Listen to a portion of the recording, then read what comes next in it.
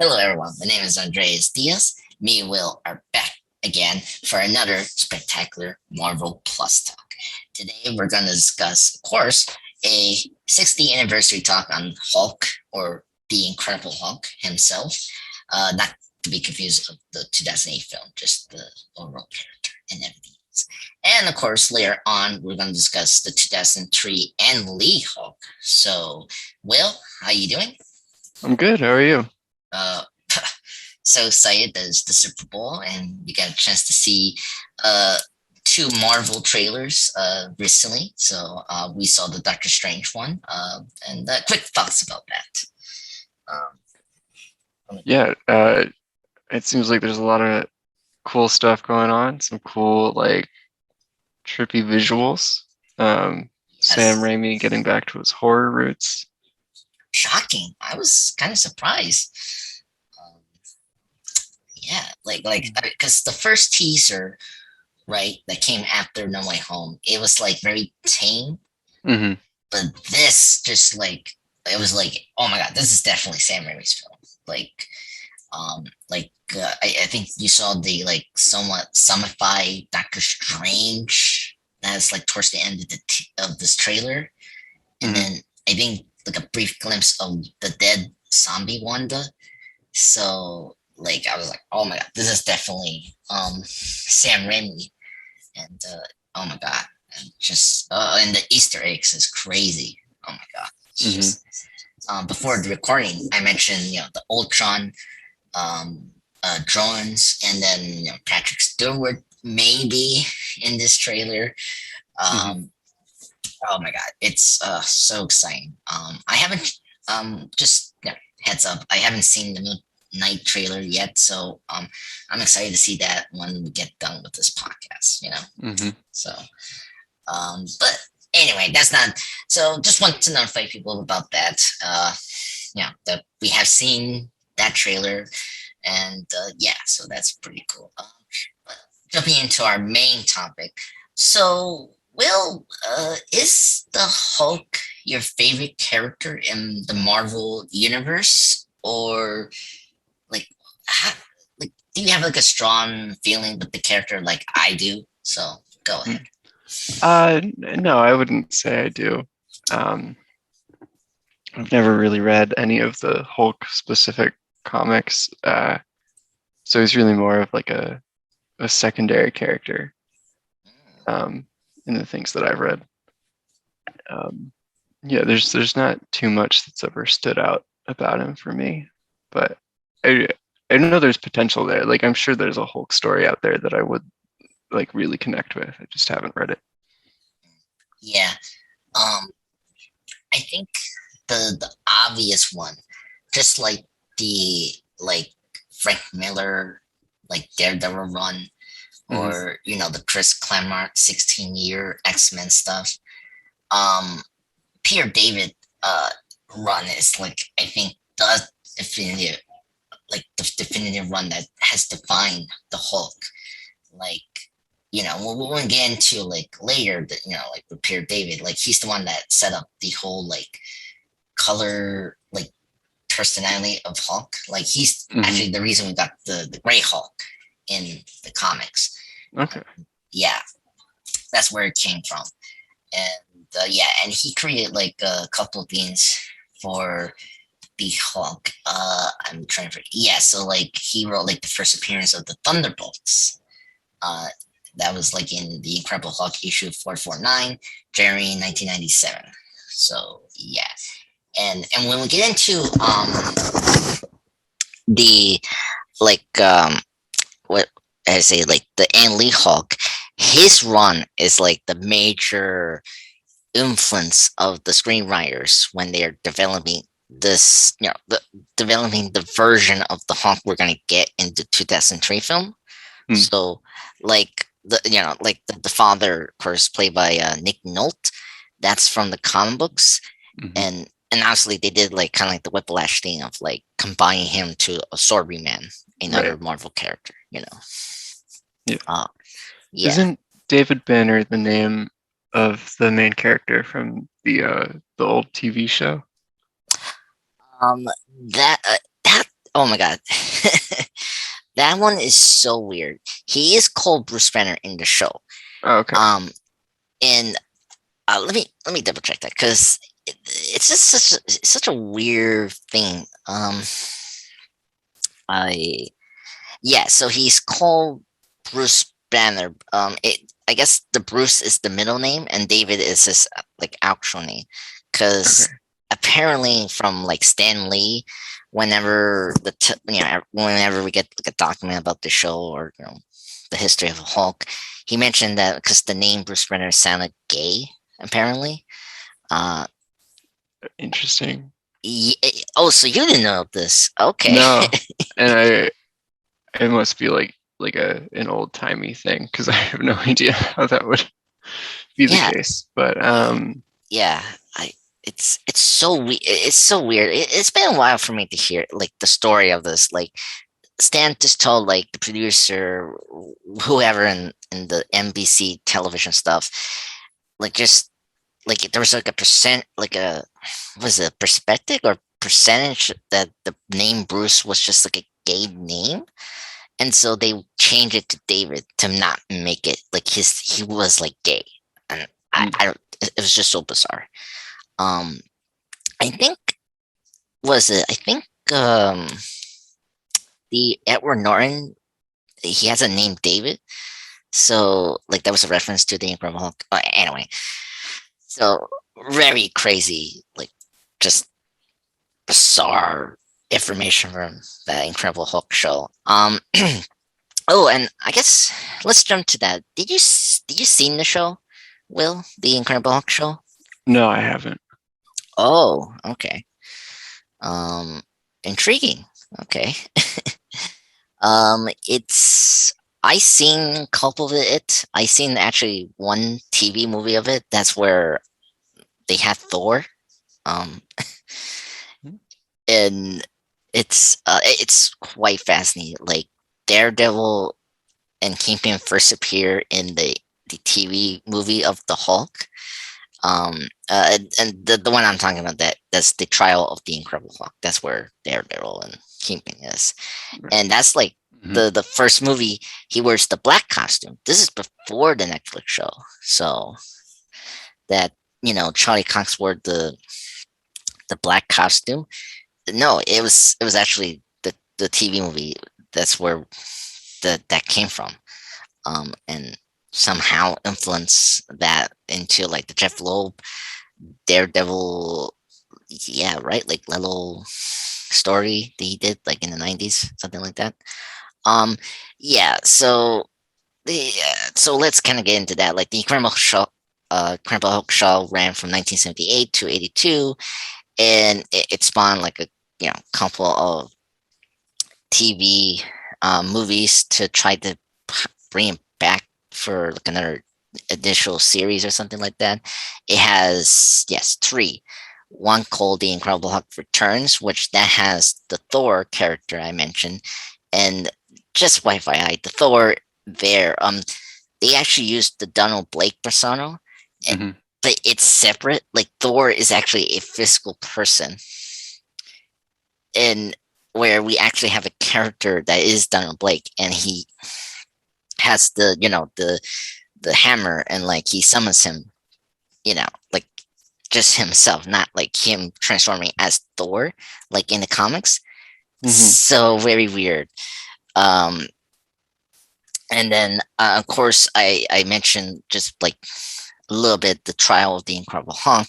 There, that second TV movie is Banner in a trial because he saw a crime that was connected to Wilson Fix, aka Kingpin, and this is where we get our first appearance of Daredevil. And I mentioned before, this is the first one that does the black costume that you will see in the Charlie Cox first season of Daredevil, and of course he does put that again in the third and final season of the Netflix show. Mhm.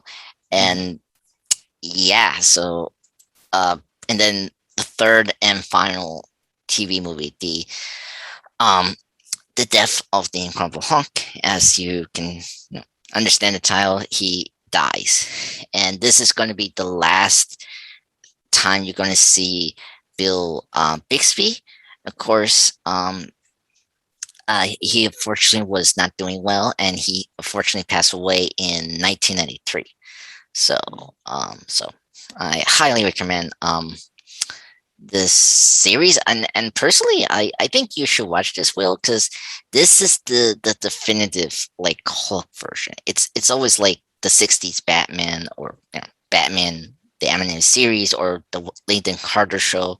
This show was very influential, like especially how grounded it did and how it delved into the psychology of the Hulk, like him being alone and running away from the authority instead of the military. Just uh, and one thing you do notice is obviously the the MCU film, of course, the Edward Norton. Um, I mentioned briefly, like it was influenced the TV show, like it was influenced from the show, like the Man on the Run thing, like the fugitive. And if you see one sequence, whenever we get to the Incredible Hulk movie to discuss that as a podcast, there's a music section that is from the show. And obviously, if you guys know this theme song from the Incredible Hulk, this is the Lonely Man theme. And so it got a very nice nod to for this show. So it was great. When I caught that again, I was like, oh my god, the Lonely Man theme. And obviously, I mentioned Bill Pixie. He also had like a cameo in the MCU film where like there was like when Banner was flipping the channel and he was learning Spanish. You see a brief moment of Bill Pixie in TV. Okay. That's the one. It was some woman slapping a person. That was Bill Bixby. Yeah. So that was a great way to honor this actor. And of course, Lou Ferrigno. Of course, he's a big contributor for the Hulk. He's the main voice. Like he does the voice for the Hulk when he's like in the Hulk form. And honestly, he has 2 cameos in the live action films, which yeah, I noticed the one in this one. Yeah, exactly. And I love that cameo. I love when he say "Hello, good morning, Dr. Banner" by Stanley. I love that. So like that's another big influence you see from the show. And then what else? And just it's this show. It's when I mentioned like the Lincoln Carter show, the Adam West show, and also the George Reeves.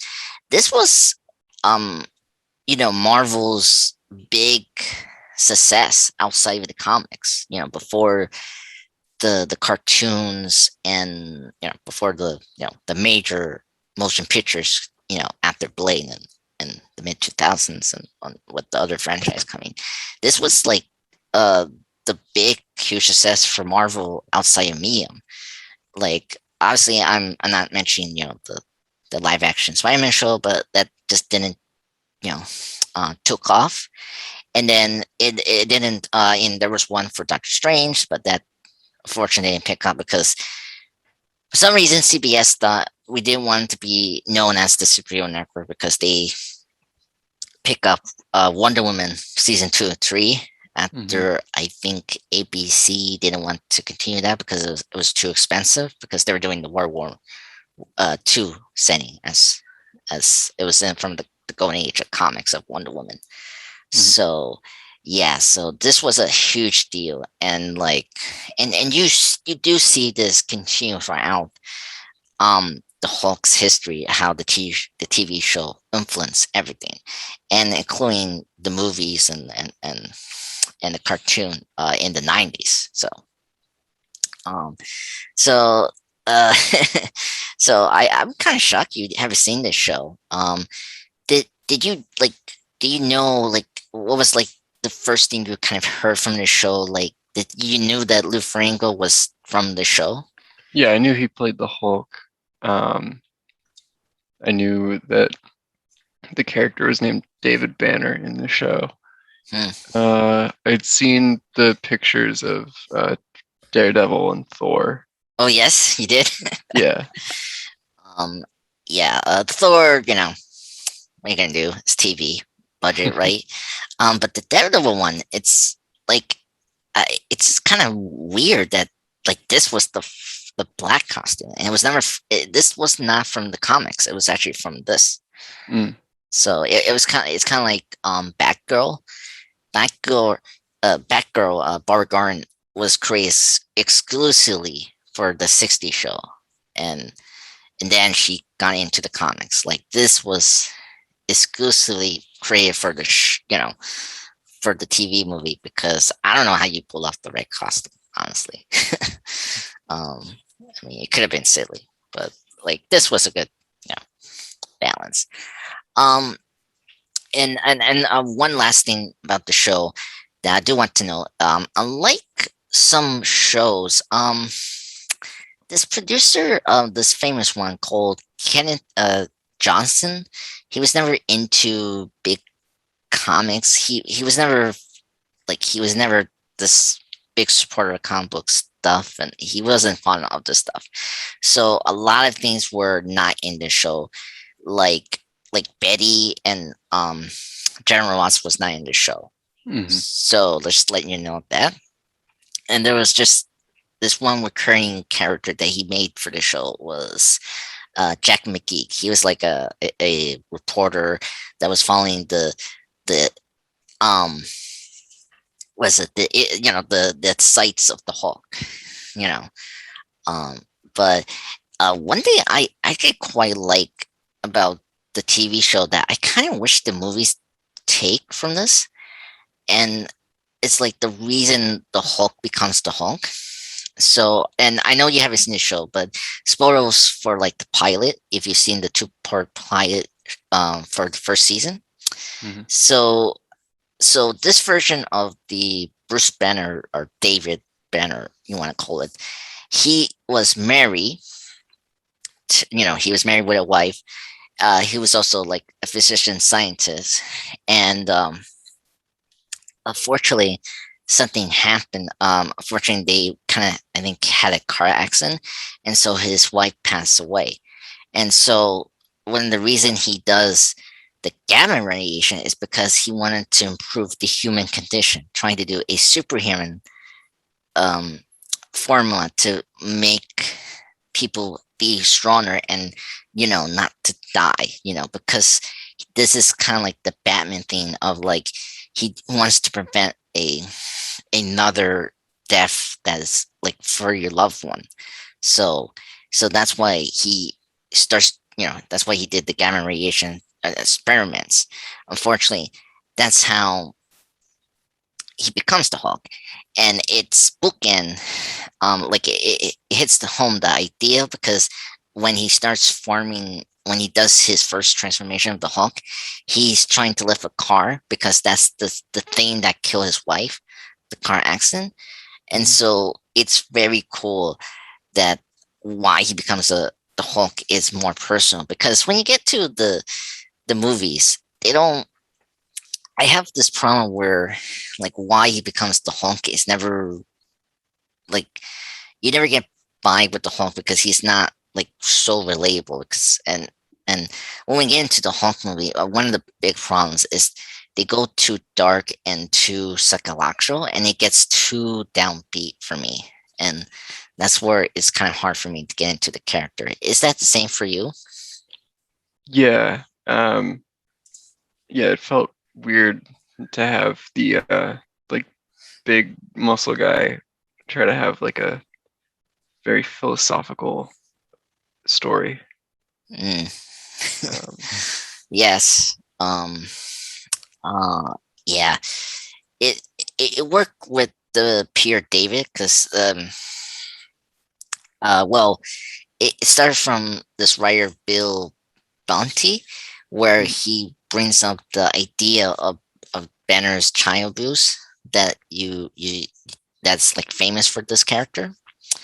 And then that's where Peter David explored that more, and like it's kind of like the Two-Face thing, where the Hulk actually, like, Bruce had like another split personality, but it become more manifest when he becomes the Hulk. So it gets into more of that in that run.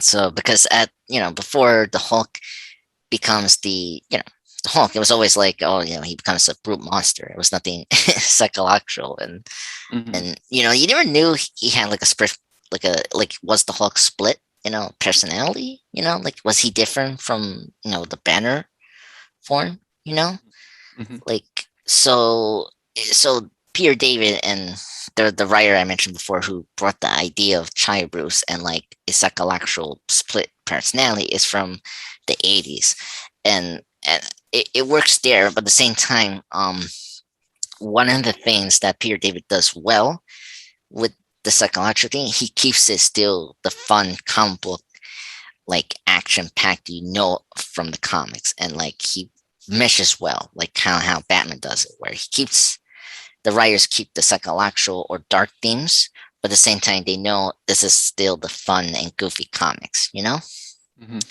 And that's the problem. Sometimes I feel like we don't balance that right with the Hulk sometimes in medium, like uh the MCU one, where they struggle with you know the darkness of the Hulk, and then they go too far with the goofiness. Yeah. Yeah. And so that's the big thing. But so um, uh, I think what's just kind of cool. I like how I like the initial creation for this character. I like how what is it, Lee and Kirby trying to make a monster as a hero, and he has that like very classic Frankenstein monster, and later on when we did the split personality, he becomes more of like a Dr. Jackal and Mr. Hyde allegory, and so I really enjoy this character that way because I like how he's the most tragic hero we have for the Marvel universe. I'm gonna say the MCU. Oh my god. Oh my god. Uh, so I guess we can talk about that. Do you know his supporting characters? Besides the obviously ones. Yeah. Um, I know Betty and Ross. mm, I know the guy that becomes A Bomb. What's his name? A Uh, bomb. Hold on. he's usually not. Uh, he doesn't usually have powers. A, Um, wait, Rick Jones. yeah. Okay. Yeah, and was it Doc Salmon? The Yeah. the other character that has green hair. Hmm. I never knew he was like a Hulk character, and he's in the Incredible Hulk. Actually, Yeah, he played by the oh actor man. from Modern Yeah, Family. yeah, and I'm not sure if I'm remembering the actor's name or his character's name. Hold on. Yeah, Ty Burrell. That's the Yes, actor's name. yeah. Very cool. I love um they did that. It was so fun. Hmm. But like, and it was so sad that we didn't get that afterwards. Oh my god. Yeah. It'd be um, weird if if Ty Burrell was running around with Green hair. green hair and Yes. huge muscles. Yeah. Yeah. But how do you make like how do you fit him if you don't have the Hawk movies? Like I I I don't understand that. Like Yeah, I mean I think we wouldn't get him without more Hulk movies. well, I guess I want to get into like the other character, the other supporting character that's more famous and this is the the the next Hulk thing we're gonna get is She-Hulk. Hmm. And if we're gonna get more She-Hulk stuff, like I, I think they're gonna do is like the Rhodey and like Hulk thing, they're gonna recast it. It makes sense. Um, because like yes, we're bringing Ross, but like I feel like they kind of reinvent Ross in Civil War and like onwards. Hmm. And so I think Doc Salmons is going to be more different. It's going to be more the comic actor and not the one from the '08 film. Hmm. Um, and then we mentioned Barry Ross. What's your opinion on Barry Ross? Do you like her as a love interest, or you're kind of like vanilla with her? Um, I mean, again, I'm not too familiar with the comics. Okay. Um, I kind of liked her in the 2003 movie. Hmm, okay. Um, Played by Jennifer Connelly, right? mhm. Okay. Um, I she's actually the best thing about the movies, and I Yeah, she was my favorite thing about the 2003 movie when I was watching it this week. oh, cool, cool. Yeah. Yeah, that her and Sam Elliott were great in that film. That was like Hmm. the best thing I like about that film as well. Um, It's weird to see Sam Elliott with short hair, though. I don't know. I'm used to seeing him look like he did in The Big Lebowski. oh my god, yes. I mean, he's military, right? But it's also weird. Like it's more weird. Like he's in Ghost Rider, and Hmm. and it's like, oh my god, he's in two other Marvel movies, and oh my god, can't believe that. And I saw Ghost Rider in theaters, the first one. Oh wow. Yeah. yeah, yeah, yeah, innocent times for me. But yes, yeah, I really like Dr. Betty Ross. I think she's very important character. Well, I I think her father is pretty cool. I like it's kind of like the opposite of Lois Lane a little bit, and like she's more like I don't know the Frankenstein's wife's name, or I don't know who is kind of similar. Like she's kind of like this person caught in the middle, and like she's trying to be proactive and trying to help Banner in this situation. And at the same time, her father, Thunderbolt Ross, is trying to capture the Hulk and use him for weapon, you know, uh, experiments and exploitation, that. Mhm. And I don't know. It's very intriguing. I like it's well explored so well in the '90s show. Did you see the '90s show? Um, of the Incredible Hulk. No. Okay, the animation one I'm talking about. So oh, okay, so I highly recommend seeing that in Disney Plus, because that Okay. one is also good too. Because the first season is so dark. It's kind of like Gargoyles meets Batman a little bit, Okay. and yeah, and then the second season is a little more lighter, and because it's more lighter, it's more comic book, and it also has She-Hulk, and Mm. so it's pretty cool, and she's great in that. She-Hulk is amazing. Um, and you were aware of She-Hulk, right? Yeah. Yeah. Okay. That's also another thing I like about the Hulk. I do like Jennifer Walters. I'm very excited for her show. Um, in this year or whatever that's going to be released. It's this Um, year. this It's year. probably the one after Moon Knight, I think. Yeah, you think so? Huh. Yeah. That'd be kind of cool. Because I mean, I definitely want to see She-Hulk right away because I love that character. I think it's a great like spin-off character that's like the polar opposite of the character. Like instead of out of control, like she cannot control the form of the Hulk, like she's in control, and it's kind of like the Spider-Man thing where like Spider-Man is confident in the costume, Hmm. where when he's Peter Parker without the costume, he's not confident.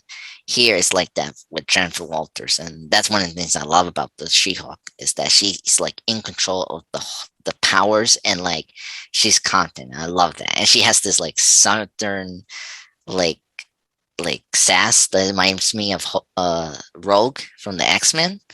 So oh my god, she's so great. And then I want to kind of like discuss a little bit about his Rose Gallery. Like, do you know the obvious ones from the Rose Gallery? Um, I know Leader, Absorbing Man, yeah, Abomination, Red Hulk, yeah, who is Red-Hulk. Thunderbolt Ross. Um, And yeah, then Talbot's. yeah, Talbot is the The main villain. yeah. Um, And then who? Well, there was the other one. Uh, Gargoyle. He's another villain Okay. that is the Hulk. Um, yeah, he has like a very small rogues gallery. Um, it's kind of like the classic thing. Like he has his own, but then he has some that are like from the Marvel universe, like Juggernaut and uh, what else? Actually, his father is the villain, but it's named a different character. He's named Brian Banner in Okay. the comics because yes, okay, now I remember this. I'm looking at the Wikipedia because so his name is changed to David Banner. That's in the movie. He's Hmm. the father. So they reference the show. They use the David name for the villain of the movie that we're going to discuss. That's so weird.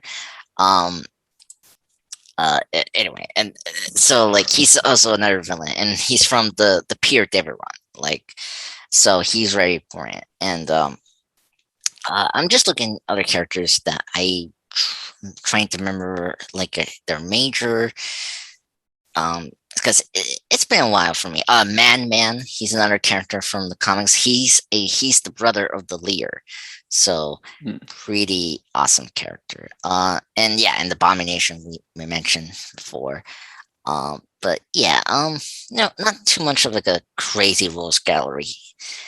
The Hulk has so um, but anyway, so we get to that point, and then we get into the live action stuff. So let's get into that because I think this is where we're a little more familiar.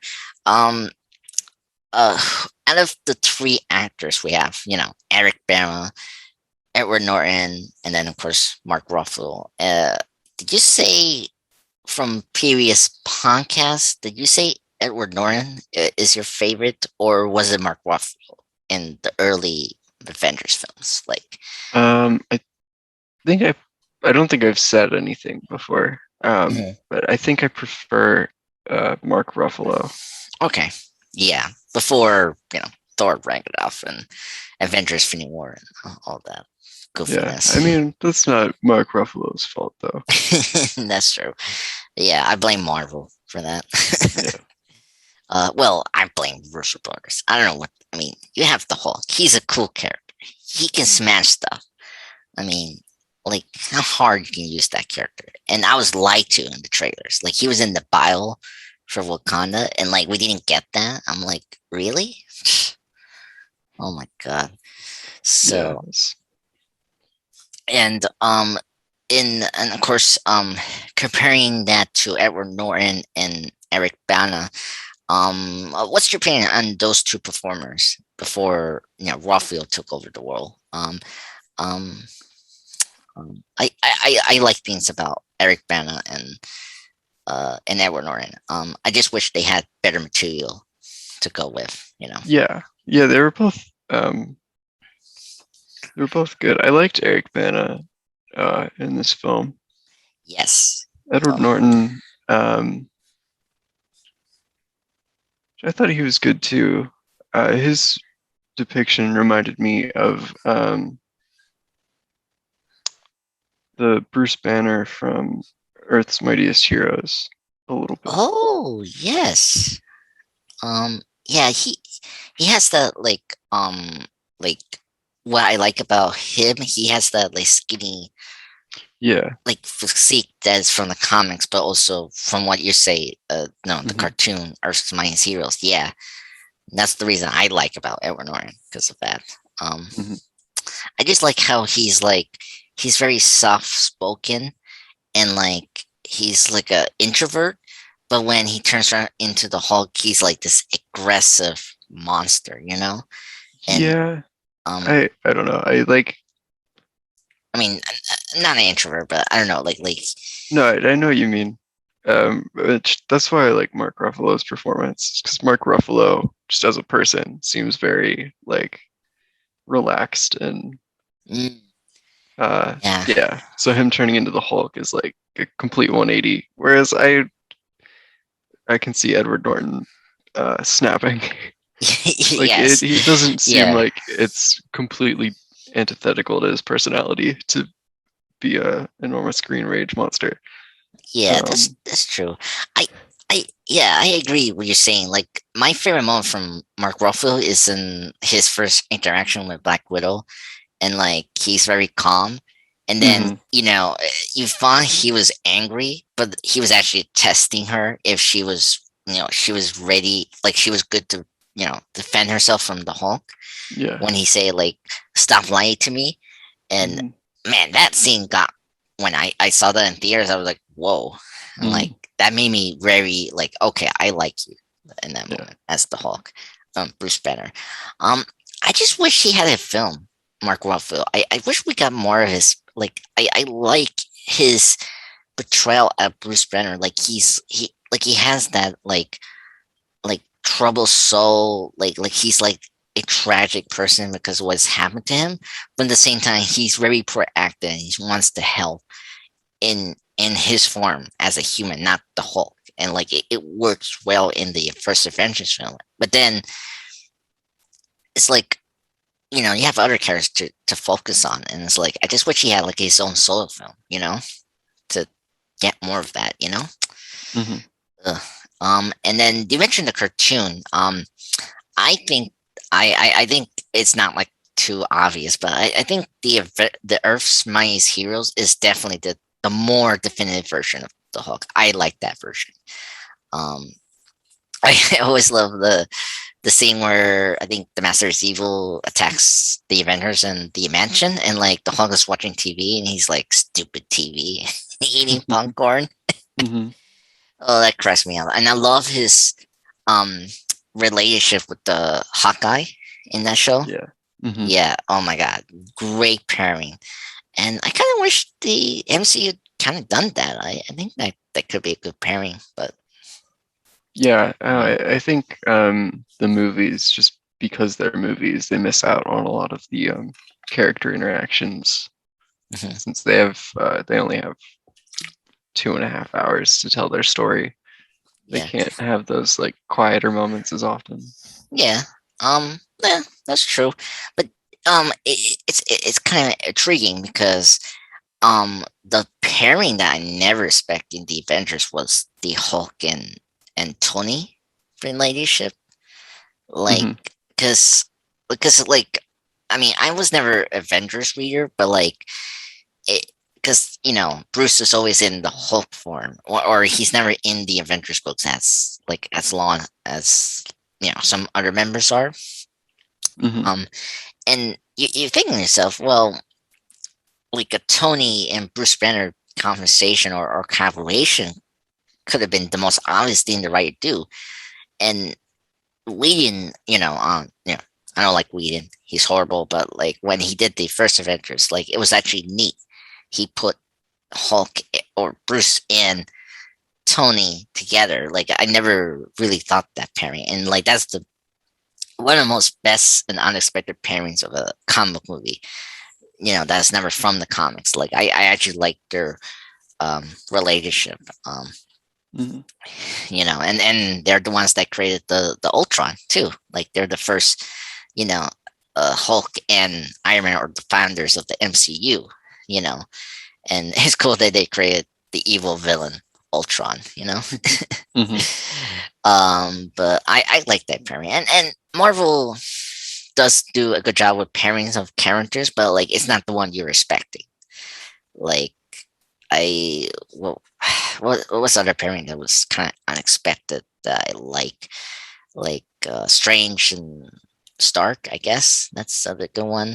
Um, and then Spider Man for Iron Man, somewhat, but but I still think the Tony and Banner like pairing was just so genius, and like it's actually the most iconic thing from the first Avengers film. Um, but yes. So, do you have anything else to say for the 60th anniversary talk, and we'll get into the movie? Um, you know, uh, before we go into the Anne Lee Hulk film. I mean, I guess it's a great design for a character. Just like the big green guy with the purple shorts. It's pretty iconic. Yeah. Um, Oh, did you know he? Did you know that that wasn't his first design? yeah, I Um. know that he Okay. was originally supposed to be Gray. gray, right? But then there was a problem with the color in the printer. Yes. Um, so the gray looked green, and then they just kind of rolled with that. Yeah. Um. That's yeah, and then it's kind of cool that Pierre David brought it back, the Hmm. gray, and it made it into his own thing. So that's very cool. I guess the big question, and this is something when we get into the Hulk movies later on. Do you think the Hulk works as like a standalone, like a solo character, or is he better with team ups? Go. Like, Um, I mean, it depends on how you're depicting the Hulk. okay, Like, I think you can have solo movies. It's just when the main character is just like a big brute, uh, it's not as interesting. So like they hmm need to focus on the Banner side more. mm, But then you're paying for a, big budget blockbuster, so you need some skull bashing. yeah. Um, yeah, I don't know. I feel like um, a movie where the Hulk talks more would work. Like, Mm, it doesn't have to be Professor Hulk. You could have Hulk talk as much as he did in Thor Ragnarok, and just still have like a personality and be able to use basically full sentences. Um, yeah. yeah. I think for me, I think they need to balance tone for the character. Mm, When we get into the 2003 film, or is this more into the OA film of Edward Norton? The tone has been a big problem with these both films.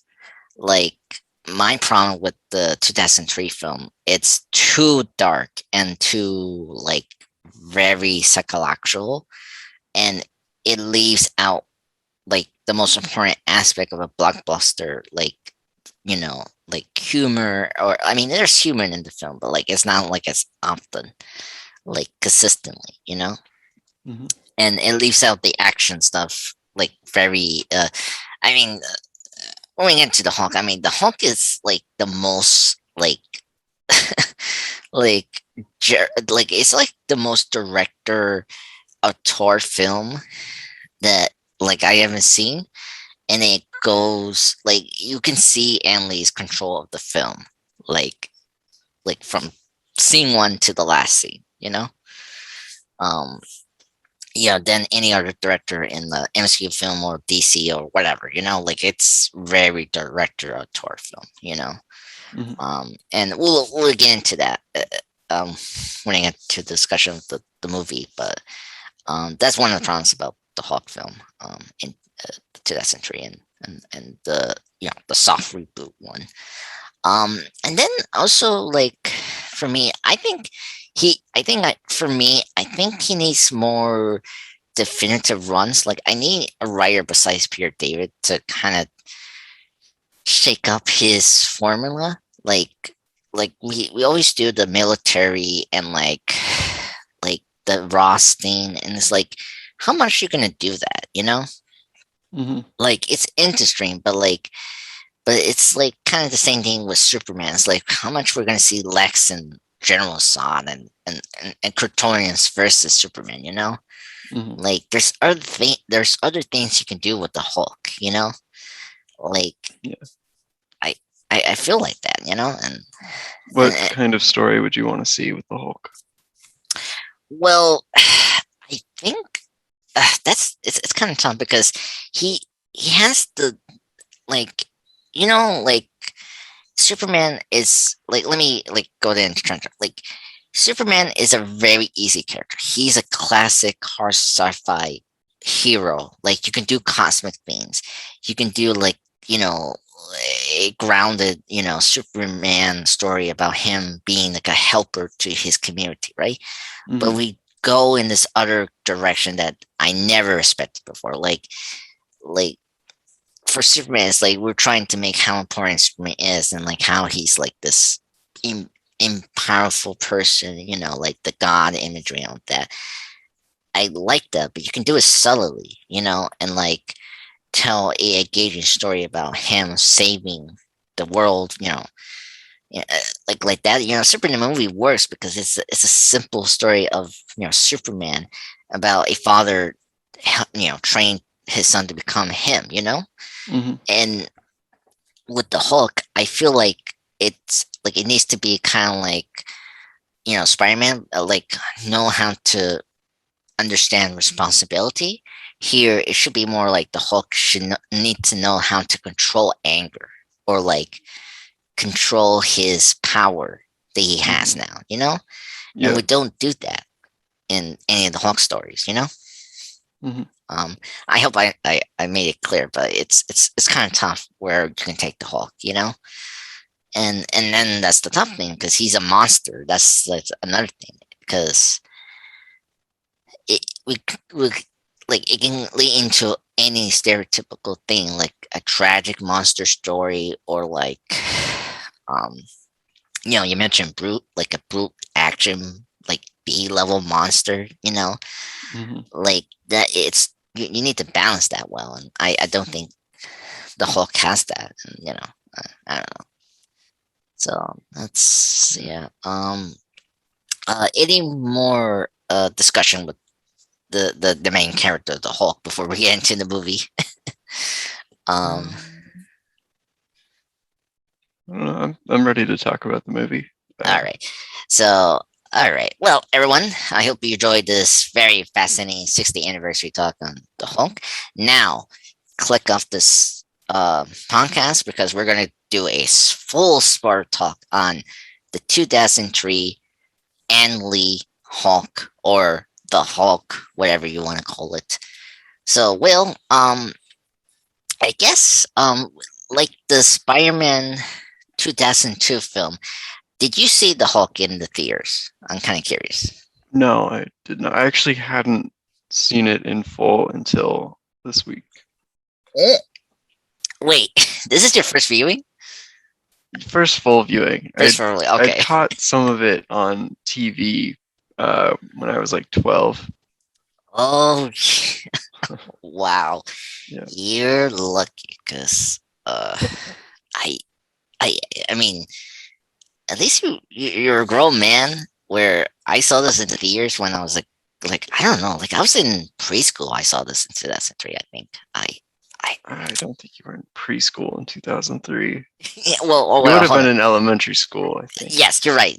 Thank you. Well, I was like I don't know. You were born in the 90s. Oh boy, folks, I forgot elementary at a moment. Well, I'm sorry. Yeah, you I just was, blanked on the word. yeah, exactly. Yeah. It's weird to call it elementary. I don't know. It should be I don't know, something else. Anyway, um, so so folks, I seen this in the theaters. I was too young. Like I was like like I was a young kid. I was excited to see the Hulk. I mean, he was one of my like um favorite character because he was green. I like the color green. I know. um, and I was my last movie I saw in theaters until 2005 because I had like around '04 I had like an ear problem. I had like I don't know what you call it, that condition where you had drums in your ear, like it was making noise. So I was out commissioned to see in theaters in '04. So the Hulk movie was my last film for that time to see in theaters, and I thought it was good. I mean, you never know. Like when I was growing up, I never knew like the film didn't do like that well, and when honestly, the '08 film didn't do well either in '08, and of Mhm. course you didn't know it was in the MCU film, obviously, and I think it kind of shows the problem of the Hulk just being hard to adapt, which is weird. Like like uh, I, I think that the Hulk is the most easy character to adapt, but for some reason these movies just fail to to graft this character into live action. I don't know. It's just weird. Um, yeah. So I saw it in theaters. So, what's your overall opinion, Will, about this film and like your full viewing of this film finally and all that? Yeah, I mean it was a mixed bag. Um, Yeah. I liked Eric Bana, Jennifer Connelly, and Sam Elliott. Um, but everything else was kind of, I don't know. The direction, like I could tell he was trying to make things look like comic panels by having Yes. the split screens and the different view like angles for, but I just felt weird. I don't it doesn't translate well to film. I No. think like I've seen other comic book adaptations try to do that, and it never works. No. Um, It works in a like it worked well in Spider-Verse because of the animation form, and that yeah, was not yeah, jarring. I would say that's yeah. I meant live action. Yeah. Like I'm remembering it's the season finale of The Flash. I think it was season 6. Um, the one that Oh. when COVID hit, like it was definitely a decision they made because they needed to cram 6 episodes worth of story into the 3 episodes that they had filmed before Um. Was it in the? lockdown. Yeah. Was it the Mirror storyline? Yeah, yeah, Okay. Yeah, I remember that. Oh my god. I saw yeah. season 6 when it was airing. Yeah. Ooh. Yeah. Another example that um it's kind of interesting. We did talk about this from last year. But Matthew Vaughn did it a little bit in X-Men First Class when they were doing the training montage. Yeah, That worked there better. Um, yeah. The weird thing about the way that Ang Lee was doing it in Hulk was he would do split screens of things that were happening like in the other split screen. yes, I know. Like there's one shot where David Banner is uh turning a key, and for some reason Oh Ang yes. Lee was like, "Yeah, we're gonna show him opening the thing and putting the key in, but then on the other side of the screen, we're gonna show a close up of the key going into the thing and turning. You can see the hand doing the motion on both sides of your screen. It's just so Mm, redundant." I know. Ah, Uh, and and then I uh, the editing is just so like I feel sorry for the editor. Like you cannot mhm. do that because you're gonna distort your audience sometimes. Yeah. and and the cuts they do for the for the split screen you're saying also make scenes funny, like Hmm. you know um um the villain, the other villain, human villain, Tablet. Talbot. Yeah. Yes, who's played by Josh Lucas.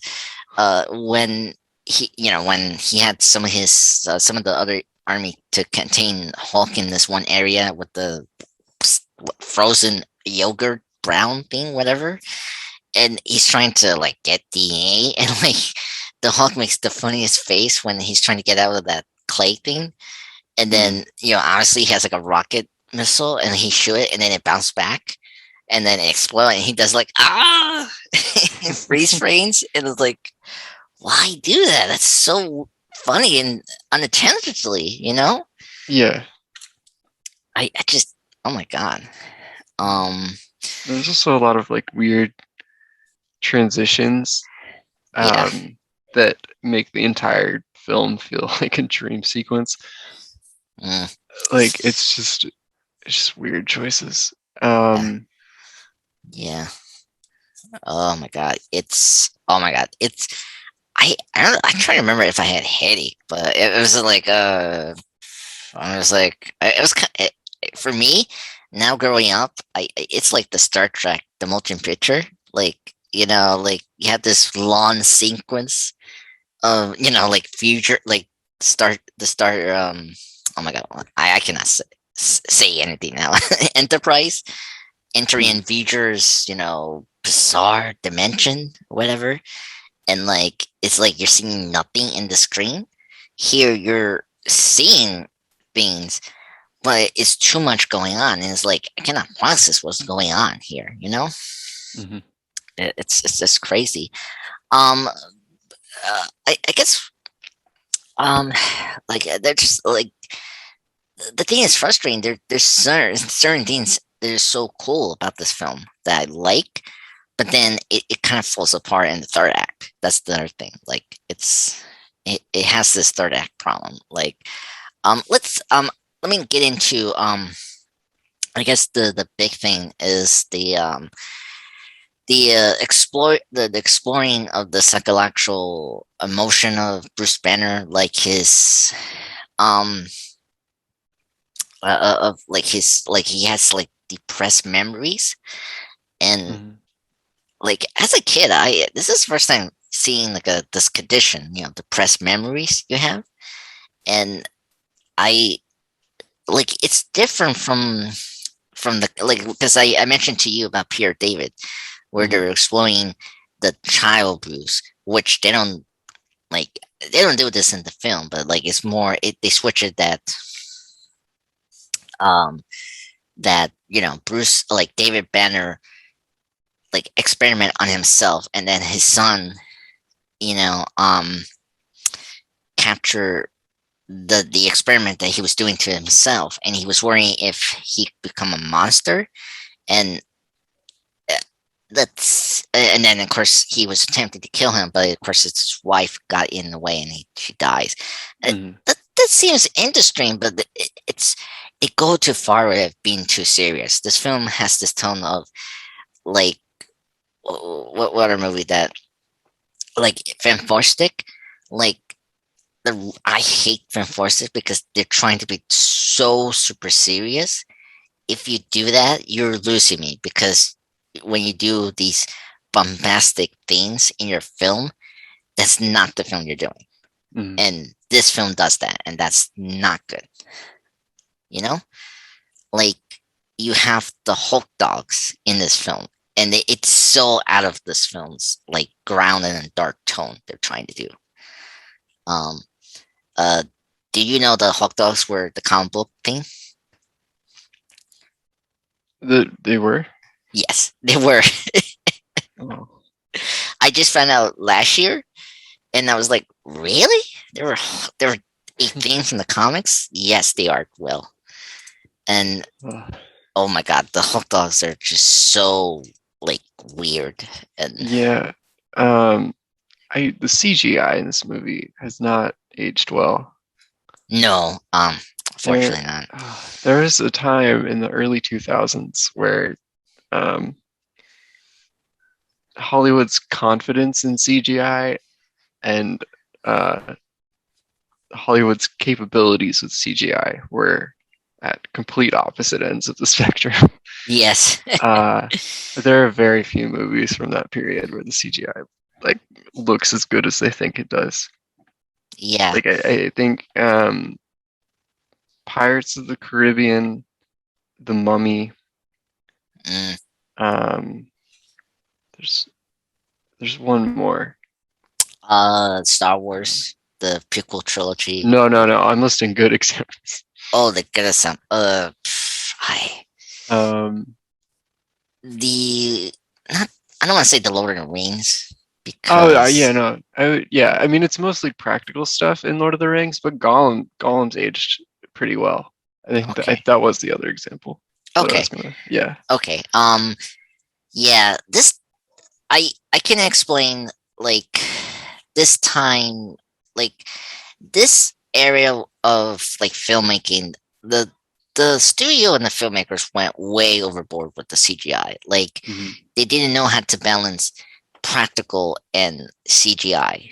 Like we later have now for like not like with the MCU. Like Nolan knew how to balance like not CGI but like digital compositing with practical. And then the sequel trilogy got back to what made Star Wars is. Like JJ and those team brought back the practical and CGI, like they mix it together, and like you see the seamless thing there, right? Mm-hmm.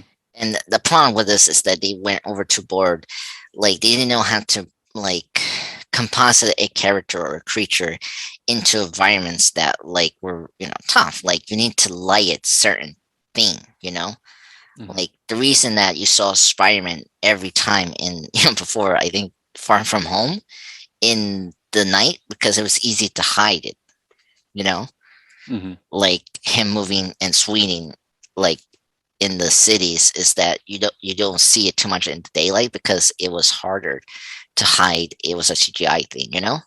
Yeah, I mean, I know that's why Pirates of the Caribbean's aged so well, is because Yeah, exactly. the director had previously worked a lot with CGI, so he knew all the Mhm. tricks to like make sure it looked realistic. Uh, Yes. like that scene on the boat, um, where the pirates reveal the curse to Elizabeth Yes. Swann, that has aged beautifully. Like that movie came out in 2001 and it still looks fantastic. Mhm. Oh no, the Curse of Black Pearl came out the same year as Hulk, 2003. I could have sworn it was 2001. No, no, But buddy. all right, yeah. Yeah, it's see, you can see the difference of filmmaking thing. Like, Ang Lee got way too much control of the film, where like you mentioned pirates. Like, I don't know the director's name. Gar Vinsky or something like that. Like Yeah, Gore Verbinski. Gar Vinsky, right? He had like a tight budget, and like when you have a tight budget, you're way more creative what you're doing. Mm-hmm. And it's also the team, like the effects team. Now, let me say, I think Pirates and Hawk had like industrial light magic, but it's really up to the director how he wants the scene to be. And Ann Lee has really bizarre direction. Like first off, I mentioned lighting. You cannot see anything in this film. Like it's too dark, and like and you're not seeing properly the effects or like anything. It's just Mm-hmm. so you know like it's almost like Alien versus Predator Requiem, where you cannot see anything. It's like where's the lights, or Soil, Soil, the Star Wars story, like that is like has like darkness, like what you need lighting in the scene to see what's going on. And this film is just so like too dark in the fight scenes, and that's why it's overwhelming. Mm-hmm. Oh my god. And I mentioned the hot dogs. The the apparently the dog fight scene was inspired by the Incredible Hulk issue 14, released in 2000. And this is the issue where General Riker sends a pack of massive gamma radiation infused dogs to attack the Hulk. So yeah, I discovered this from a podcast I was listening to, and when the guy brought up this, I was like, really? This was a comic thing? The Hulk dogs? I was like, oh my god. Oh my god. It's funny. Okay, so let's get into um what's the worst thing you don't like about this film? Like where did it kind of lost you in your viewing of this film? Yeah, I mean, I think the self-seriousness of it, um, as well as, I mean, it has the same problem that I had with the Amazing Spider-Man, where there's like this chosen one narrative, Oh like it had yes. to be Bruce because his dad experimented on it. It was very similar to the Amazing Spider-Man. Um, Yeah, I don't know, like I just let it be an accident. that's true. Uh, yeah, Um I don't know. And then the CGI was bad. The dialogue was, oh man, it's like they were trying to be intellectual, but it's a Hulk movie. Yeah. Also, like I hated the nanomeds thing. Just Neil like was. just let it be gamma radiation. Like you don't need the weird. Oh wow! I didn't What? notice that they didn't call it gamma radiation. Okay. Well, gamma radiation was involved, Yes, yes. but it was like the nanomeds were doing a lot of the work. I think what they did, they like injected nanomeds, which is Like a yeah, thing from like a actual thing from um yeah, but then they would activate it with gamma radiation. okay. But um, I don't know. I I yeah, I know what you're saying. I I'm fine if you're trying. Oh, I love this is a Berkeley lab. Sorry, right. it's because of Berkeley College. Sorry. Um, no, no, I, I don't mind that, but I think my problem is that they're not balancing the comic book stuff with the grounded realism, and I didn't notice that. Like as you're saying right now, like I didn't notice the idea that David experiments affected Bruce when he was a child. Like Hmm. I noticed that in my recent viewing of the Hulk, like this year and the the rewatch for this week. Hmm. Um, yeah, like these stuff, like I feel like they need to bring that more in the forefront, you know. Um, because I think the TV show did something different with the gamma radiation. It's called gamma rays. I think I hold on. No, that should be the same thing. Yeah, or yeah, the gamma radiation. Um, I yeah, yeah. So I didn't notice that Will about the nanomeds. I didn't really like.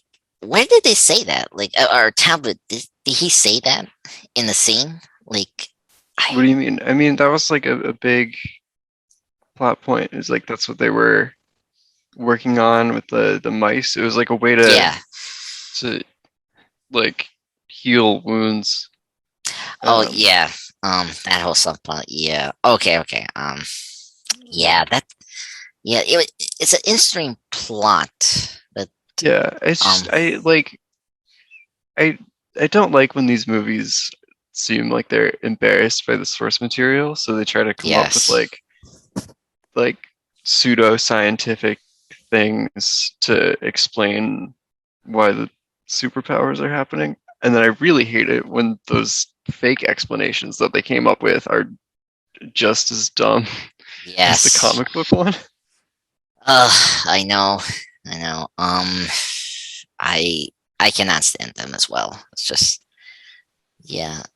Yeah. This time we just never like yeah. This time with the Marvel movies, it was like X-Men and Spider-Man got it right in their characters specifically. In their tones, and then this one it just didn't balance that right because they were trying to be too serious, but then they overcompensate the comic book stuff, and it was just far worse. Mhm. And it's good you mentioned the Amazing Spider-Man because yeah, like my biggest problem is the comic book stuff. Like that's the worst thing about my viewing of this movie is the comic book stuff doesn't work in this film. Mhm. Yeah, like the David Banner one towards the end is so out of left field. And and let's get into Nick Holt, like the villain plot. Like, what do you think about Nick Holt as the villain of this film?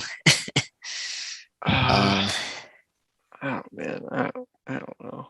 Uh, it's interesting, but like I think his performance is good. yeah, I don't blame Nick Nolte, but oh man, what?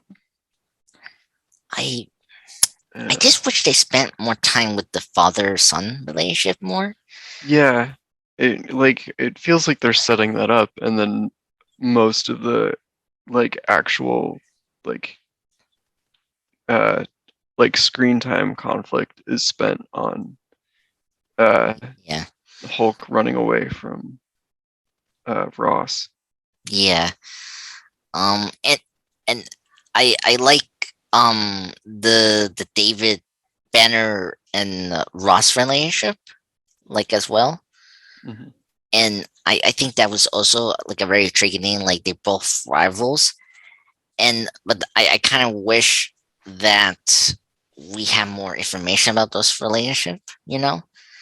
Um I I just I don't know, like I feel like uh this the process of making this film was like the development of this film. It I saw I found this like channel that does like they talk about undeveloped films, that doesn't get through, the development hell, And when the Hulk was in Universal and they were trying to get this film off the ground, they were struggling like who was going to be the main antagonist or like the thing that's going to fight the Hulk. Like, was it going to be military, or or some of the classic Hulk villains, like Abomination or the leader, right? Mm-hmm. And I mean, I like what they did here, like combining, okay, Brian Banner from the comics, Bruce father, and then I love that I didn't realize that they put the David Banner for this character to reference the show. So I didn't, I totally forgot that his name is David, because I just think that's just so weird. Like it's weird. You're referencing a TV show and you're gonna put it for a villain's name. Yeah. Okay, okay, fine. I mean, it's not as weird as like Fanforstic, where like how we got the thing saying like it's what's the word, groveling time, and he got it because his brother bullied him, and that was so weird. Mm-hmm. Anyway, yeah, I think Nick Hulk is a great uh actor, and I think his performance in this film is very good. But again, it's always like the MCU film. Like the third act is very just not good, and it goes get into like like the bombastic fight to fight you've seen in films, but Mm-hmm. it's really worse in here because you cannot see what is going on with the fight with the Absorbing Man versus the Hulk here, and I don't know, it just goes too far. Okay, then we get into let's get into the main actor, Eric Bana. Like he's my first Hulk I saw in theaters, just like Bale and Brandon Ralph and the Batman and Superman films. I thought Eric Bana looked great as Bruce Banner. I think he was a good actor. I I was not surprised he didn't came back, for a sequel. Yeah. Yeah. I So thought he looks a lot like he could play a younger version of Mark Ruffalo's Bruce Banner. yes, like in the 70s, maybe, like, or or a time period. Yeah, I don't know. The 70s, I don't.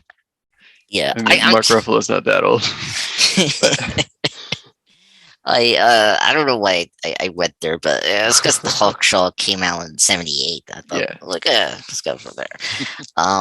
But I don't know if you've seen the teaser trailer, but like he is going to be in the '70s. Mark Ruffalo, like, there's like like a shot for She-Hulk where Jennifer. Oh, I thought that was just like a promotional thing where they were recreating something from the TV show. I don't think that was Yeah, I like canon. no, like not canon, but something like in a WandaVision level where maybe they're in a reality or something. I don't know. I mean, it might be like a TV promo for Walter's law firm, Sure. Oh, that's okay. That makes sense. Okay, that makes total sense. Oh, that's so like that's gonna be a funny commercial. Oh my god. Yeah. So I think the portrayal of Bruce Banner was very like kind kind of expected from the comics, you know. Hmm. And I want to get into your opinion on the Hulk design. Um, I'm kind of like indifferent of the Hulk design. It's like um I don't know, the Hulk design is just very meh for me. What's your opinion on the Hulk design? Yeah, I mean, again, the CGI in this movie is Just not not good. good. Yeah. Um, the design itself was fine, I guess. Mhm. Um, yeah, I don't know. It's hard to divorce it from how ugly the CGI is. Yeah. Um, Um, I I think I don't know. Like I always have a soft spot for the Edward Norton's Hulk design. I always felt like that was the perfect design for the Hulk, mm, and I do like the Avengers design from the first two. You know, with Lian. And then I did like you know um Thor Ragnarok's design. Like that looked more polished, mhm. and then it got worse in Infinite War and Endgame, and uh, from there. You don't like Professor Hulk? Uh, No. no, Okay. it looks too goofy for me when you say like time travel. Like, no. Okay. I'm fine with it. Okay. I actually really like the Mark Ruffalo design for the Hulk because it actually Mm, looks like the actor, which this one did too. yeah. The 2003 one. It's just it's using 2003 CGI, so it still looks bad, but it Yeah. did look like Eric Bana, which was Yeah. nice. Yeah. Um. Yeah. I don't mind the Mark Ruffalo design. I like his design from like the first Avengers to Thor Ragnarok, but it gets too real in Infinite War and Endgame.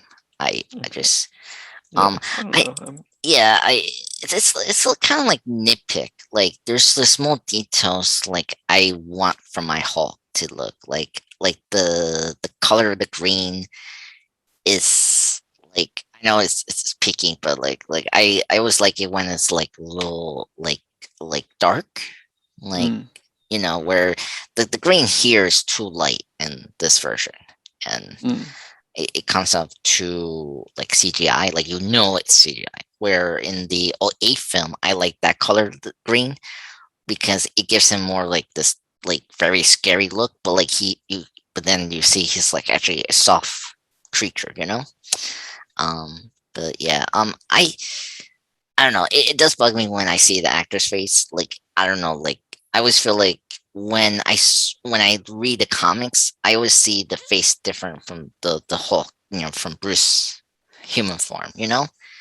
And I don't know. But it looks better on Raphael than Eric Bana, I would say. So, but yeah. Um, okay. So let's get into the other cast. Get into Sam Elliott. I will say this was a good casting. I mhm. really like him as Thunderbolt Ross. I I again, I think I like this casting, and same thing with William Hurt from the MCU. Hmm. But what do you think about Sam Elliott as General Thunderbolt Ross? Yeah, no, I really liked him too.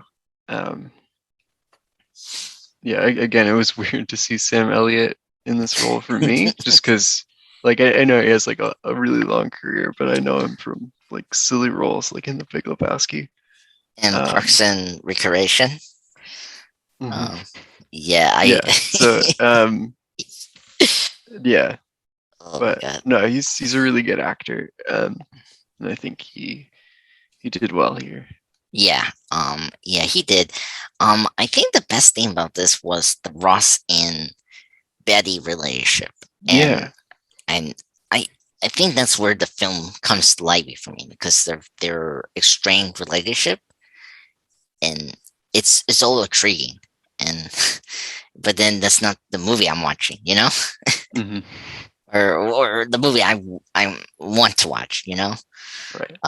But yeah, yeah. So, and then we Betty Ross. I did like Jennifer Connelly. I think she was a great casting for Betty Ross. Hmm. Um, do you yeah, I think she had chemistry with Eric Bana.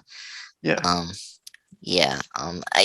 It's I out of the Marvel love interests, I think Betty was the one it was pretty accurate and like was well done than Mary Jane or Jean and the Wolverine relationship.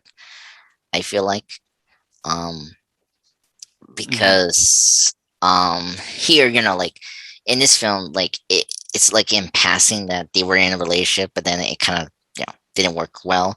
Like it was no like it was not a big deal where like in the X-Men films, like I'm supposed to care for Wolverine and Jane's relationship while she's in a relationship with Cyclops. You know, Hmm. that's weird. And then you got the MJ relationship with Toby's Spider-Man, and it's like she's not enduring, and like it's very like toxic.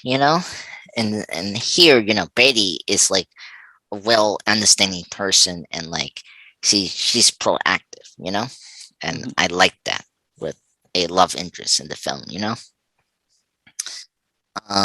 Any thoughts on Jennifer Connelly as Betty was? um Um, I don't know. I feel like she gave the strongest performance in the movie. mhm. Okay. uh Yeah. yeah, yeah. Yeah, she's, I mean, Jennifer Connelly is a great actress. Hmm. She Whenever she's not like in a good movie, she still outperforms. So I think I would say she's really good. Um, then I mentioned we mentioned Josh Lucas. I I forget we used tablet in this film. Hmm. I because it's weird for me because yeah, General Template is in Agents of Shield, right? Will? Right. Yeah. Yeah, Pretty major character in Agents of Shield. yeah. It's weird for me to just watch this film and it's like, oh my god, this is Glenn Talbot. He's okay.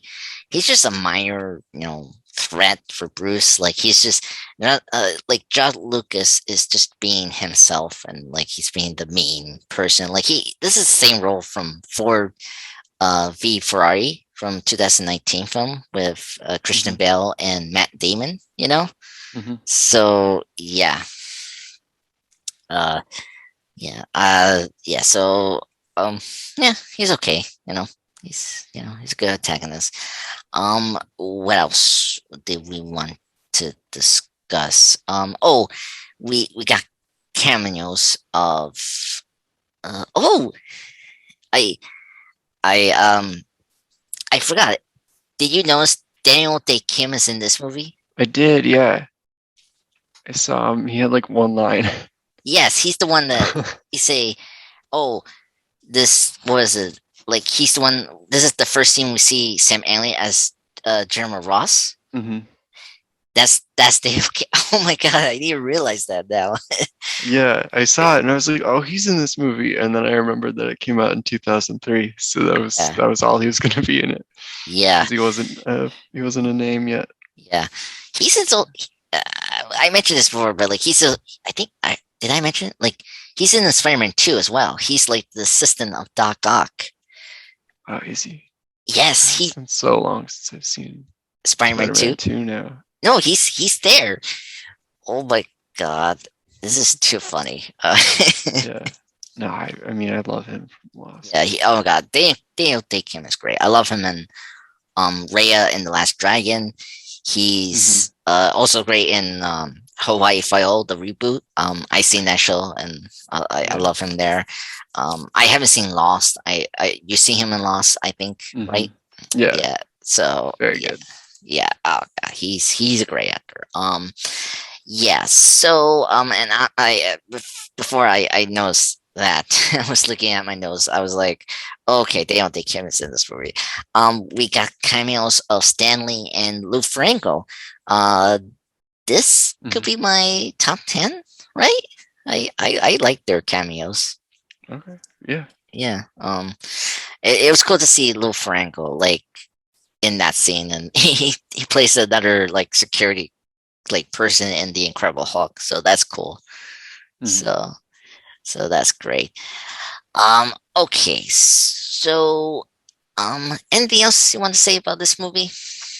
Um, Um, I don't know. I mean, we can talk about. There was one thing when he kills the Hulk dogs, mhm. they turn into a puff of green smoke, Yes, um, which is silly. But then in the What If episode where Hank Pym was killing all of the Avengers, yes. when he killed the Hulk, the same thing happened. Oh, yes. Yeah. I I mean, I think that's more coincidence because here, I I, I yeah, I mean, mean, it could have been a reference, or maybe there's something in the comics where people who are yeah, hulked out kind of poof into green smoke. yeah. Um, I and then I guess the um other thing was that the 2008 movie was kind of repurposed from the ideas for a sequel to this one. Like it's yes, not a sequel, but there's like certain story beats where you can tell that it was intended to to be. at some point it was intended to be a sequel. Like he starts in South America. Yes. Yeah, so we can maybe talk a little bit like kind of discuss why we didn't get a sequel, and um I mean the thing was I the film did perform okay. Right. Um but it did better in the merchandising, which I mean, I don't know, did you got the Hulk cans that day? Like the Hulk toy? I remember all of the ads. I never had them, but Oh my god, I think I have one for the Incredible Hulk when I was a mhm. kid. Oh my god. Oh my god. Yeah, one of the best toy like tie-ins, I think, that for like a superhero theme. That's so genius. Yeah, I mean, and then the critics didn't were harsh. Like, let's say it was very ambitious, but like you mentioned the dialogue. I think they focused too much on dialogue Mhm. over the action, and I feel like that's, I think, a good example of this film. Mhm. And while they were developing the sequel, at the time, like Ava, Avid Arad or Avi was trying Mhm. to continue saying that the sequel is in process, and obviously Anley's producer slash writer was writing like a treatment. Honestly, it was picking up the end of the film where Bruce was at the forest. Oh, by the way, the ending, the you don't want me to get angry Mhm. line, that's from the TV show. Yeah, And that's yeah, very famous. Yeah. yeah, very famous. I just love how they did it here. Like he say it in Spanish, and like in the shot, his eyes going green, and like zooms out. Like that's a cool scene. I love how to end that. That's so great. Mhm. Um, yeah. So I remember. Yeah, in March of yeah. So like they were trying to make it to a 2000. Evie was trying to target the sequel to a 2005 release, but I think 2006, or in 2006 the MCU required the film rights to the character, so it was like an overlap, Mhm. and so that's how the MCU made the Incredible Hulk. Well, still with Universal. Mhm. And so yeah, and that's why we have all that. That's why we had the flashback like in the opening to like reestablish the origin, stuff like that. So Right. and then this is a leftover because they were considered the Lear and the Abomination as villains, Mhm. and I think they also wanted to include the Grey Hulk persona, like Hmm. in the sequel.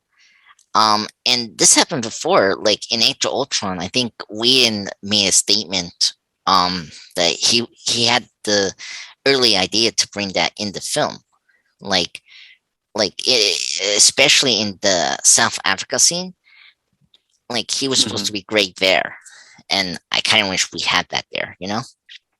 Yeah. Um, I and don't know. I think Age of Ultron had enough things going on that they didn't yeah, have yeah. to. I mean, yeah, I know it's yeah. I could have been fine with the Professor Hulk if they made it gray, and I think you can tell the difference between the Green Hulk, the Rage Hulk, from the Professor Hulk. You know, Mm, I just okay.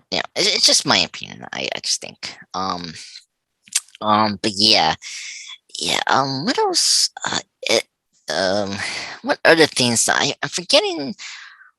Something. Oh, I there was something I didn't notice before was the mom for Bruce Banner. That was also from Stranger Things. Yeah. She's Terrible Bono. yeah. I was like, oh, she's in this movie. I didn't realize that. But yeah. So, um, yeah. Were you familiar with An Lee by any chance? Like, did you see his films? Like, did you knew An Lee? And obviously, do you see his films recently? You know, and all that.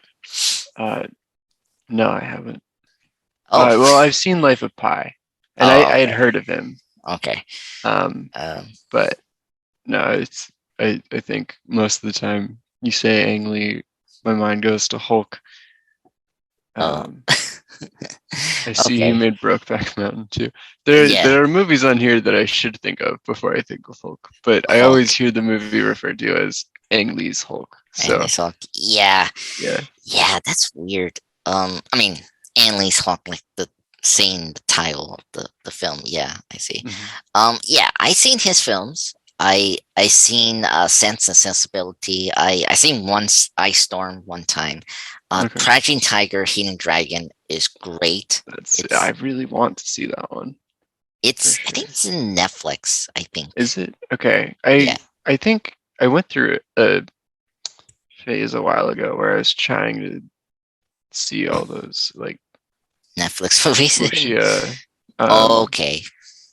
and I tried to look that up, and there was a sequel to it on Netflix, but not the original.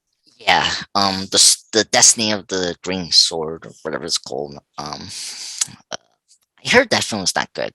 The sequel. So Yeah, I wanted to see the original, and I couldn't find it yeah, anywhere.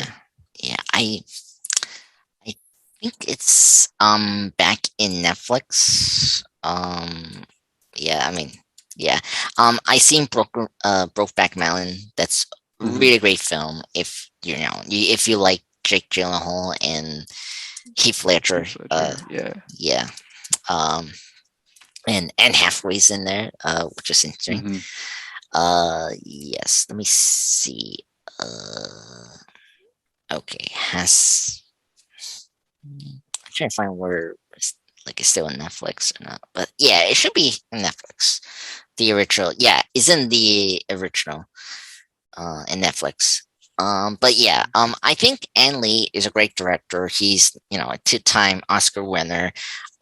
He could have been a perfect fit for this film, but again, he went a little too like he was given way too creative control. Um, I think we mentioned previously, with Van Forstick, or whenever we mention up the rights, the timeline, Hmm. this like Universal had this since I think the 80s, or yeah, they Gail Ann Hurd, who's famous for once married James Cameron. She produced Terminator, Aliens, and of course she's famous for the Walking Dead franchise.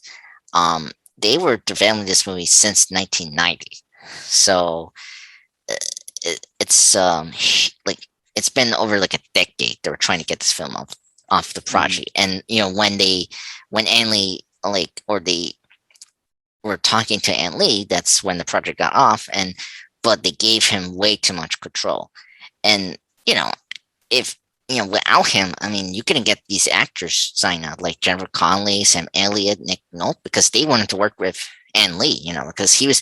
This is 3 years after Crouching Tiger. Um, in 2000. That was a huge success and Hmm. an Academy nominee film. So just one of the examples of not giving the director too much control, because this is what you're gonna get from a director, um, so yeah.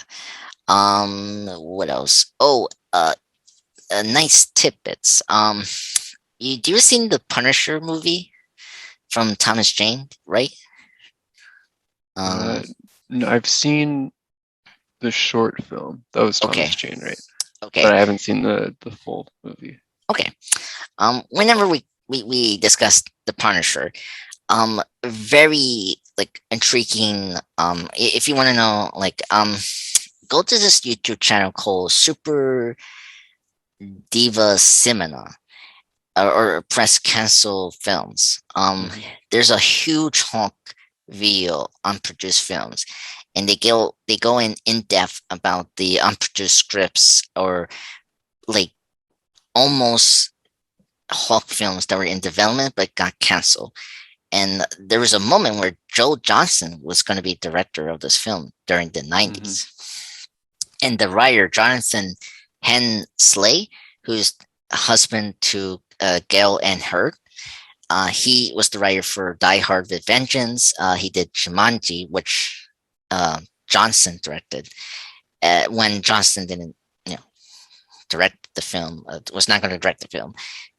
Jonathan was going to direct the film in 1996, but then it got canceled because of Universal was not having good hits during the late 90s. Hmm. He's the director of the Thomas Jane 2004 film, and so he got his chance to direct a comic book movie. So just a little cool tidbit there. So uh, yes. So anything else to say about the Ang Lee Hulk?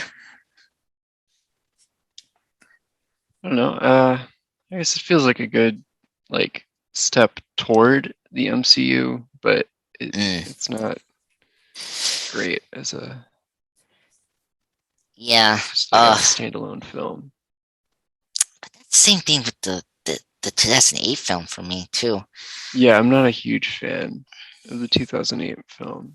It's Yeah, okay. Like I yeah, think it's better than this one. I agreed. I always have a soft spot for the '08 film, and Hmm. I was always disappointed we didn't get a sequel for that version of that Yeah, film. the Um, 2008 one is the only MCU movie I haven't seen in theaters. yeah, yeah, it's funny for me because Ant-Man and Ant-Man and the Wasp are the only MCU films I never saw in theaters, Hmm. and I saw the Hulk in that version of Hulk in theaters. And it was my first time seeing a post credit scene, and I saw Yeah. Tony Stark. So yeah, it's weird. That film has the same problem as this film for different reasons. When Hmm. we ever get to the conversation of that film, because they did the same thing, and it was frustrating. Um, but what are you gonna say? Yeah.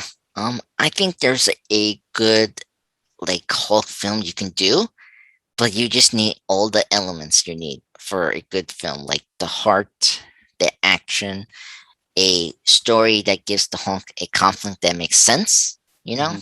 Hmm. and and and then every supporting character gets their due. And I feel like that's how you make a good film. And I don't think this film delivers that at all. Or really the OA film as well, but for different reasons, I will say.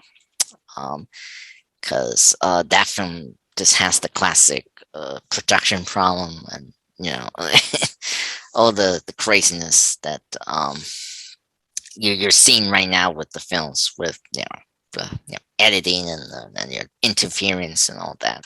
Hmm. Anyway, any more discussion with Ang Lee's Hawk, or the 2003 film? No, I'm good. All right. Well, thank you, Will, for coming today. Where do you want to go next for next week? What discussion you want to go to? I mean, it's up to you. Oh, okay. One more month, then Moon Knight is coming out. Yeah. What we need to do? Well, you want to talk about Doctor Strange, the 2006 film? 16? Yeah. Yeah, because we got the trailer for the second film, the Multiverse of Madness. I think it'll be good to start talking about the his first solo film before the film comes out. So, you want to do that? Sure. Okay, we can do that. So, well, thank you, Will, for coming today. For this lovely Super Bowl Sunday. Yeah, thanks for having me. Yes.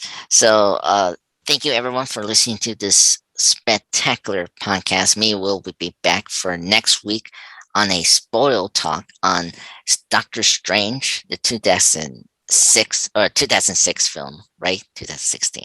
16, 2016. yeah. Yeah. Oh my God. Why am I saying 2006? Oh my God. Anyway, 2016 film directed by Scott Derrickson. So everyone, have a good weekend, and you'll hear from us soon. Bye. Oh.